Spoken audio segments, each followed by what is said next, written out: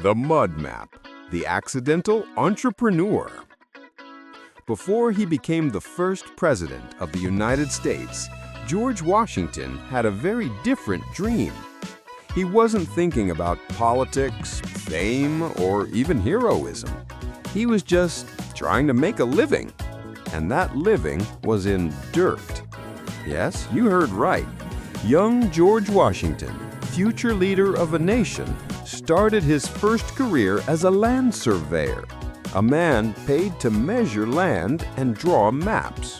Not exactly glamorous, but hey, every great story starts with a muddy beginning. Golden morning light spills across the rolling fields of Virginia.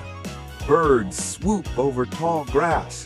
A teenage George Washington walks confidently, his hair tied neatly, holding a shiny brass compass and a rolled map.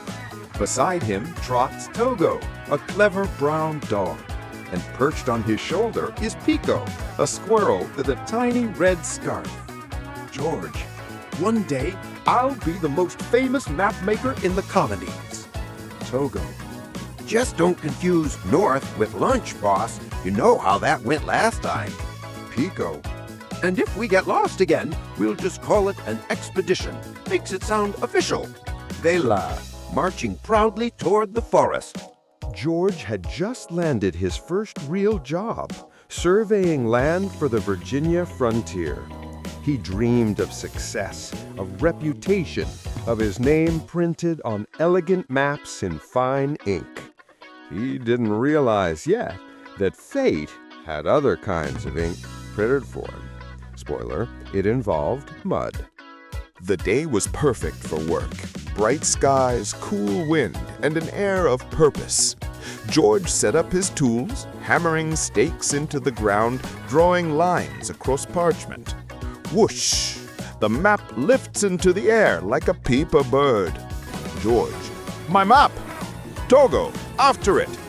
Togo dashes through ferns, leaps over roots, but too late. A huge shadow falls over the fluttering paper. It's Bruno, a round-bellied bear with sleepy eyes and a honey jar stuck on one paw. Bruno, smells like dessert. Togo, drop that. That's government property. Bruno, government what? He licks the map. Tastes like ink and ambition. Pico, hey, that's a one-of-a-kind limited edition. Not anymore, he burps softly. The map disintegrates into mushy pulp. George freezes. Silence. George, deadpan. Well, guess I just invented modern art. Pico, call it Mudscape number 1. It's abstract and completely unrepeatable. Every entrepreneur faces their first failure. For George, it wasn't a bad product or a lazy customer. It was a bear. And as he would soon discover, mud sticks, literally and metaphorically. The afternoon grew dim. Mist crept between the trees like a ghostly fog. Rain began to fall, light at first, then steady. No map, no landmarks, but I still have my sense of direction. And your sense has guided us to this exact same rock 3 times. I'm starting to think this rock's our landlord now. George sighs, wipes rain from his face, then slips. Sound? Splat! He falls straight into a puddle of mud. His white shirt turns brown instantly. You pretty okay, Buzz? George spitting mud. I taste success. They stare at each other for a long second, then burst out laughing. Sometimes life has to knock you face first into the dirt before you realize what really matters. And for George, that realization was coming soon, in the most unexpected way. Night fell. George built a small tent, lit a campfire. The rain had stopped, but the forest hummed with nocturnal life. Crickets, owls, the crackle of wet wood. George softly, "I can't give up. But how do you draw a map without paper?" Togo, "No paper, no pen, no plan." Pico, "And no dinner." George looks down at his muddy boots. Something clicks. George smiling, "Wait a minute." He scoops up mud and begins sketching with his finger right on his boots. Rivers, hills, landmarks.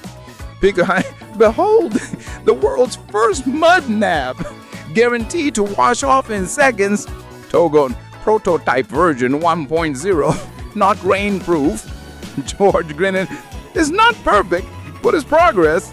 Morning, the forest glows in golden light. Mist drifts away, and birds sing like a new beginning. George studies the muddy patterns on his boots, compares them with the direction of the river. He smiles.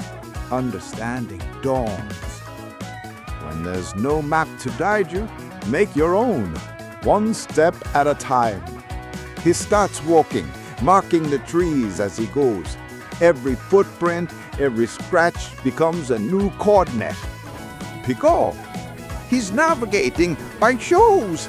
This guy is insane. To go, no, he's learning. They finally emerge from the forest, tired, muddy, but triumphant. George trudges home, clothes soaked, boots caked in mud. Mary Washington, his mother, stands in the yard folding laundry. Mary's surprised. "George, you look like a walking garden." George laughing. "Mother, this isn't dirt, it's experience." Mary, "Oh, I see. So experience smells like swamp now." George, "My boots, they're my first business plan. I drew a map on them and it worked." Mary laughs, shaking her head. Mary, "Well, son, every great man starts somewhere. Some start with books, some with mud." That night, George cleaned his tools. He looked at his boots. The mud almost gone, but the memory fresh. George, thinking aloud, "It's not about the map. It's about learning how to find your way when there isn't one." Togo, "So are we quitting or expanding the business?" "Expanding, but maybe somewhere with fewer bears or more honey. I'm flexible." And from that muddy adventure, George Washington learned one of life's greatest lessons: that success doesn't begin with wealth or talent or luck. It begins with curiosity, courage, and the patience to try again when everything falls apart.